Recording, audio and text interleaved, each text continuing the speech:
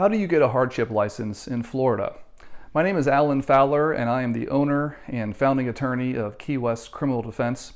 And if you have been arrested for a DUI, you likely were offered to participate in a breath test. If you refused that breath test, or if you took the breath test but blew over a .08, your license will be suspended. Now, you may be wondering what your options are. One of the options, and what I have found the most common option, is that people will go and pursue what we generally call a hardship license.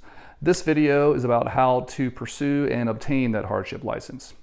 Now, the first thing you need to know is when you're arrested for a DUI and you are offered to take that breath test, as a person who has a driver's license, you are deemed to have implied to the consent to that breath test in advance as a condition of getting your driver's license. So if you refuse it, your license will be suspended for 12 months. You probably know that. Most people know that just through common knowledge. What you may not know is that if you take the breath test and you blow over a .08, your license is still going to be suspended, though in that instance only for 6 months. In either scenario, once you are released from jail, or I should say once you, the day after your arrest, you have a 10-day period during which you can drive for any reason. Now, as part of the arrest process, the police officer is most likely going to take your driver's license, and all you'll have is a long piece of paper that looks like a traffic ticket, and it says DUI citation on it. Well, during those 10 days, as I mentioned, you're able to drive for any reason. The idea here is to give people time to get their affairs in order, right, in the event that they are going to incur the entire suspension.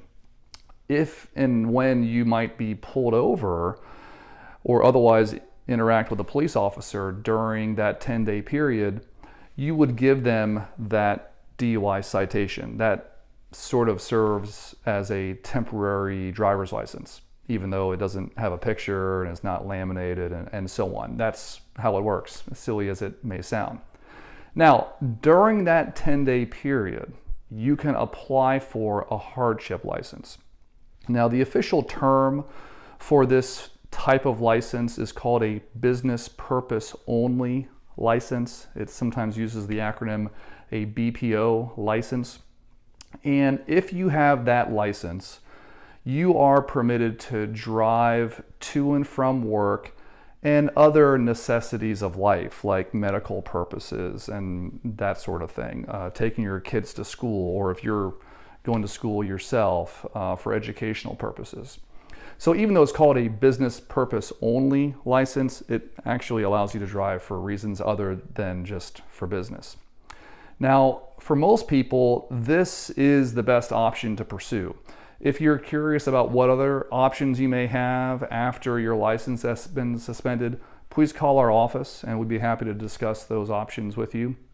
But if you're going to pursue this option, and in my experience, that's the vast majority of people whose license have been suspended, here's how you're going to do it. You're going to go to your local DMV, regardless of what county you live in Florida. If you were arrested in Monroe County, but you live in Miami-Dade County, for example, you will just go into your closest local DMV. And when you get to the front counter, just be honest about what happened. Just say, on this date, I was arrested for a DUI and my license was suspended. Here's my DUI citation.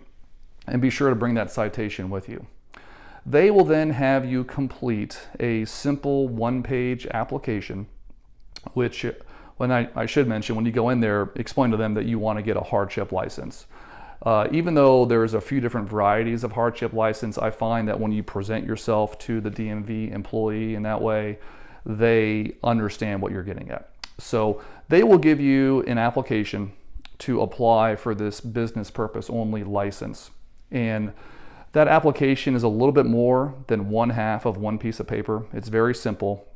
And they will also give you instructions on how to register for a course called DUI Level 1 School. You're not required to complete the school, you're just required to register for it, okay? Now, when you go home and register for that class, you'll receive a certificate in your email, I believe, and you print that out, you go back to the DMV, and you give them your application, that registration certificate, and you pay a small fee, which last I checked is $45. Then the DMV is going to schedule you for a hearing with a DMV employee. They call these hearings informal review hearings, and they really are informal hearings. So informal, in fact, that the DMV prohibits attorneys from attending them with their clients. And basically, this hearing is nothing more than a phone call. So you'll get a date and time during which a DMV employee will call you, and he or she will ask you a bunch of questions to make sure you understand what this hardship license is and that you're giving up an opportunity to challenge the suspension and some other questions along those lines. I've never been through one because I can't attend them on behalf of my clients, but it sounds to me like they're mostly cover your butt type questions so that someone can't later complain that they didn't understand their options. Once you complete that phone call, and it generally lasts about 5 minutes as I understand it, the DMV employee will go into a computer program and will type in the instructions that you are now eligible for a hardship license. And then you can walk into any DMV and get that hardship license. In case you're wondering, the physical license itself looks just like a normal driver's license. It looks virtually identical.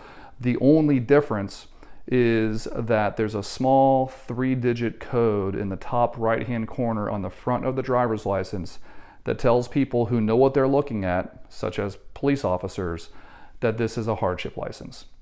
So you don't have to be worried about getting some funky license that very boldly proclaims to everybody that you got a DUI or something along those lines. It's rather discreet.